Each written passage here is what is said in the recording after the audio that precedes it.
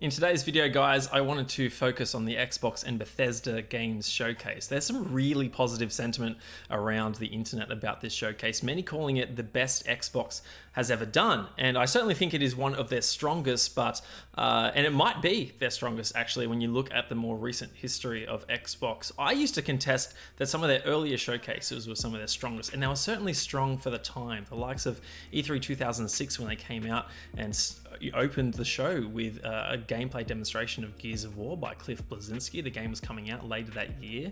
We also saw the announcement of GTA 4 coming to the 360 day and date, which never happened on the previous Xbox and PS2 generation. And then they wrapped it up with what I think is one of the strongest trailers ever made, and that is the Halo 3 announcement trailer. You know, the iconic Marty O'Donnell score with Finish the Fight 2007 to wrap up the show. That was one of the strongest in my mind. E3 2009 for them was really strong as well. They showed off a bunch of gameplay demonstrations, and they unveiled what was looking to be a very promising Project Natal. We all know how Kinect turned out. So yeah, I think in recent years they've had some really strong showcases as well. E3 2015 stands out to me as well. They showed Halo 5, Rise of the Tomb Raider. I think it was Forza Motorsport, I want to say 6 that year.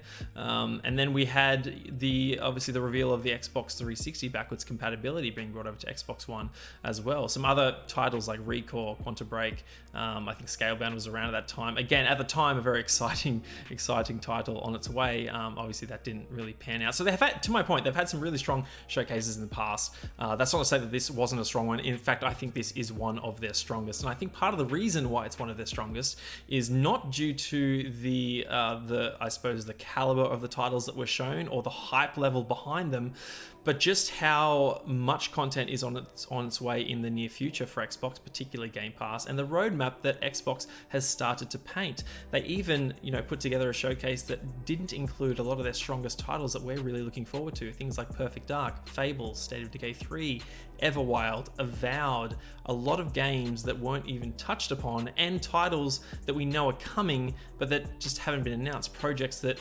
we're really excited for, a next generation RPG IP from the likes of In Exile Entertainment, the Coalition making Gears of War 6, and some other kind of project that they've also teased as well. Obviously, Compulsion are working on something. Roundhouse Studios from Bethesda are working on something. There's a bunch of awesome projects under the way, and I think that allowed us to really get excited for this Xbox Game Showcase, understanding that here's the roadmap for 2021 and 2022, and we're going to get these even bigger experiences even further down the line. Where I think this showcase was actually let down is in I suppose the amount of content that was shown for some of these titles. I was actually a bit disappointed that there wasn't a larger spotlight put on Psychonauts 2 in the main showcase. Obviously, they did the Xbox Game Showcase extended a few days later, and Tim Schafer was able to give us a deep dive into Psychonauts 2.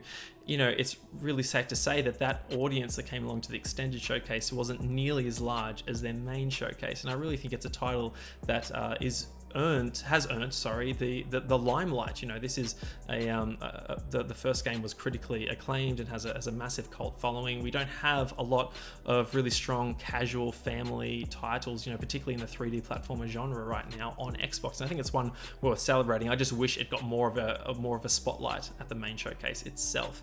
Halo looked really strong. I wish they showed more campaign. I think they still have a lot of work to do in terms of selling us on how they've improved the campaign, the single player in particular, compared to what we saw at the showcase last year. It was quite obvious that the small glimpse we saw of the flyover over the environment was purposefully done, so to, I suppose, display the scope of the game without, I suppose, exposing the nitty-gritty detail that might or might not be there, to the satisfaction of a lot of the audience that might have been watching. So thankfully the multiplayer looks absolutely fantastic. They released a lengthy overview video, I believe the next day, pardon me, going into more detail about Halo multiplayer and what that's going to be.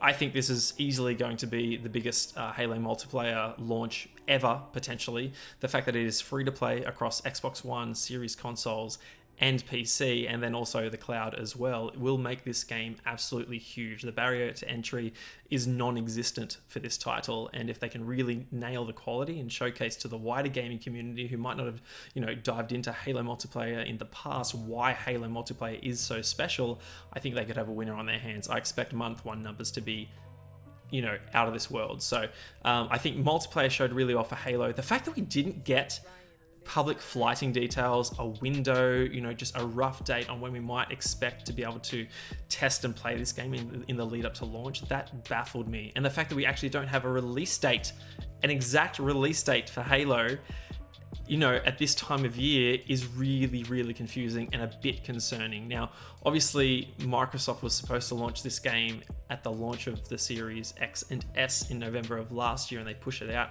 a whole year. Many are guessing that it's going to launch on the 20th anniversary of Xbox and Halo, which is November 15. I think that makes a lot of sense. There's obviously the question mark of whether that's too close to the launch of Forza Horizon 5, which as of right now is November 9. That would only put it 6 days after that first party launch, so I'm not sure it's smart to have two AAA quality titles like that launching back to back. They might cannibalize one another. Obviously the genres are very different, but given that a great amount of the audience are going to play these games through Game Pass, I really don't think Microsoft even wants there to be any kind of overlap where there might be an audience that needs to pick one or the other. So potentially we see Halo in late November. I doubt they would put it in early December. And if they need to delay it, then maybe it is a good, early 2022 title, maybe in February or March when it's a bit clearer. And we don't really have clarity on what other Xbox exclusive titles might launch then and there. So look, I think it's still on track for this year. I think it'll probably be, the week commencing Monday the 15th, or I think it's Monday the 16th of November, sometime that week. Just put it maybe just a bit further out, a week and a half outside of Forza Horizon 5. But yeah, to my earlier point, I think that's where Microsoft let themselves down a bit. As a massive Halo fan myself, I went into this expecting a hard release date and flighting details, and we didn't get either, nor do we have an indication on when those details might come. And there's only so much time between now and November for 343 to really get a great deal of quality flighting test data for them to make Halo multiplayer when it launches the best it can possibly be. So that was quite disappointing on my end. Obviously, my live reaction is on this YouTube channel. You can go there and just see how disappointed I was when they didn't unveil the date or the beta details. I think the other area that Microsoft let themselves down in is still somewhat of a focus on CGI assets. We got some gameplay, particularly for titles launching in 2021, which is great. From the first party perspective, we saw gameplay of Psychonauts 2, Microsoft Flight Sim, Forza Horizon 5, which looks absolutely stunning. I think this is one of the titles that is the saving grace of this showcase. And of course, Halo Infinite as well. We saw plenty of gameplay from the multiplayer side of things as well. Again, just not a lot on single player. So there was gameplay focus for the 2021 titles, and there was a lot of gameplay focus for third-party and ID at Xbox titles as well. But when it came to some of the big exclusives, we saw an in-game trailer for Starfield launching 11th of November 2022. Obviously, that while it's in-engine, we don't know exactly what gameplay will look like. So we're probably going to have to wait until E3 2022 to see exactly how that turns out. We saw a CGI trailer for Contraband, a new IP published by Xbox Game Studios in partnership with Avalanche. Again, it's looking to be a co-op open world heist game set in the 1970s, but outside of that, we don't have a great amount of detail. And the CG trailer was cool and gave off a really fun, funky vibe, but we really don't know what that game's going to be. Safe to say it's probably a 2023 title at the earliest. Otherwise, they probably would have slapped a 2022 window on that asset as well. And Redfall, which is the new vampire IP from Arcane Austin. These are the developers behind Dishonored and Prey, bringing their first multiplayer title in some way to Xbox. 4-player open world shooter. It looks like you're taking down cultists and vampires. Looks really cool. I read the Xbox blog, which I'll link in the description below. You can see all the details about the game. It's sounding really interesting, but again, it was a rather lengthy CG asset. And considering that this game is launching in the American summer of 2022, roughly 12 months from now, I would have thought that we would get some kind of in-game asset. We've seen titles in the past that aren't launching for at least 12 months, sometimes more, getting in-game reveal trailers, using gameplay footage or at least some in-game assets. That would have been nice. So I think there were just some key areas that Xbox let themselves down in. I think format-wise and presentation-wise, this is the best that they've ever constructed. It was a tight 90 minutes, and we only saw half a dozen people on stage. I think it was Todd Howard to start, then we had Sarah Bond, Pete Hines, Phil Spencer at the end. We had Mike from Playground Games appear in the trailer or in the presentation, for Forza Horizon 5. But other than that, there wasn't any publisher or developer presence, which allowed us to go from game to game to game to game, and really just keep that really rapid pace that allowed us to consume so much in those 90 minutes. So I think format and presentation wise, they did a great job. I just think in the way they showed some of their games that there is still room for improvement. I would like to see them focus almost exclusively, if they can, on gameplay moving forward. In fact, I think E3 2022 is likely to do that, right? I think it's safe to say we'll see gameplay for things coming later on in 2023. Obviously, we'll get looks at Redfall and Starfield, hopefully Forza Motorsport, maybe something like As Dusk Falls is on its way as well. And then maybe titles in the early stages of 2023, something like maybe an Avowed or a State of Decay, Fable. My prediction is Perfect Dark's probably at the tail end of 2023, if not into 2024. So look, we're just gonna have to wait and see. But I think, the general sentiment that this might be one of Xbox's best showcases, I think rings true. And I think just due to the nature of some of this content we're getting really, really soon, really strengthened that. Obviously, some fantastic additions in Xbox Game Pass, things like The Ascent, Hades, 12 Minutes, other games like Warhammer, 40k Darktide, Back 4 Blood, a fantastic addition to Game Pass, and one that I think the Xbox community will absolutely lap up given their great love for the Left 4 Dead IP. So I think in terms of content for 2021, they've done a fantastic job. Does it contain, the big AAA high-quality cinematic blockbusters that we've been hoping for? No, they're still on the horizon, but I think we're getting a great variety in 2021, and that's what Xbox showcased here. A huge amount of titles dropping into Game Pass. 27 of the 30 that they showed are day one in Xbox Game Pass.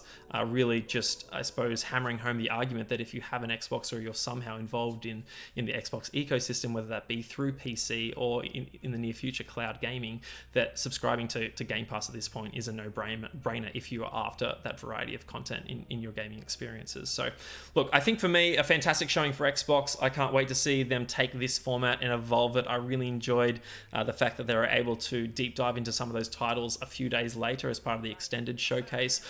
In that showcase, I just wish we saw more new gameplay, not just a repeat of assets that we saw in the previous showcase. There was a lot of sentiment going on social media that in the lead up to that showcase saying this is something you wouldn't want to miss. That is something they said for the third-party showcase in May of last year, and we know how that turned out. So I was, once bitten, twice shy. I didn't wake up for this showcase at 3 a.m. in the morning to watch it live. And waking up, the next morning and watching it after the fact, I was glad that I didn't, because I got a cool look at some behind-the-scenes stuff for Hellblade. We got a deeper dive on Psychonauts, which I really enjoyed, and some more details on other titles, and obviously the reveal of Xbox Design Lab coming back. But this is something I needed to watch live, and I'm really quite annoyed that sometimes Xbox will overhype some of these things as well. So look, I like the format. I just wish they presented it more transparently and just spoke more honestly to the level of excitement that we should have for some of these events. I think they're on the right track. I think their content slate is looking fantastic, and I can't wait to see what comes in the near future. I'll be doing more videos speaking to their future planning and what I think, or how I think they're positioned to really execute really strongly this generation. But until then, this has been my grading video. I suppose I should actually give the showcase a grade. I would put it at a solid B. I think if we got fewer CG assets, some more details on Halo, and maybe a couple of other surprises to really knock our socks off, that would have pushed it to a B plus A. But for the most part, I think the content that's coming in 2021 really showcased that Game Pass is just a no-brainer investment if you're in the Xbox ecosystem in 2021 and going into 2022 as well. I think the future for Xbox is looking incredibly exciting, and I suppose that's what I came away thinking from this showcase, and I think a lot of people did as well. So good on them for putting on what I think is a really strong showcase, and yet probably their best actually. So given that some of those previous E3 showings are definitely of the time, let's say, still a lot of sales and market talk, which just doesn't fly in this this day and age. Anyway, that's the video, guys. I hope you enjoyed it. I want to do more commentary content like this in the future. So if you do enjoy it, please consider giving it a like. It really helps out my channel, particularly in these early stages, to try and get some more views. And your feedback is equally welcome. Please let me know in the comments below what you liked and what you didn't like, so I can improve next time. This is probably the last video you'll see in this location. I'm actually moving house, so you'll see a new background, and it'll probably take me a while to get that up to scratch. Yeah, you'll see more content from me in the future. Hit that like button. Please subscribe if you wish. Follow me on social media as well. And if you'd like to catch any live streams, I'm magic_cast on Twitch as well. Until next time, happy gaming.